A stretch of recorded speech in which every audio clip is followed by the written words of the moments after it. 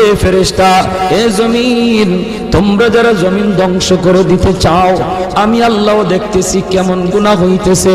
যেই মানুষে আমি আল্লাহ এত আদর করে বানাইলাম, আসমান আল্লাহ বানাইছেন কুন ফায়াকুন বইলা, ফেরেশতাও আল্লাহ বানাইছেন কুন ফায়াকুন বইলা, জমিনও আল্লাহ বানাইছেন কুন ফায়াকুন বইলা, কিন্তু আমারে আপনারে আল্লাহ পাক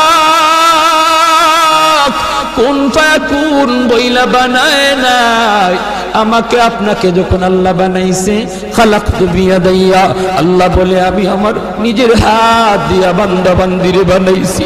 কারণ এই চেহারার মধ্যে এত দামি কপাল, ওই কপাল দিয়া বান্দা আমার কুদরতি কদমে সাজদা দিবে। এই কপালটার এত দাম, এই কপাল কুন ফায়াকুন বললে হয় না, এই কপাল ফেরেশতাদের হাতে বানাইলেও হয় না, আমি আল্লাহ নিজের হাতে বানাইছি।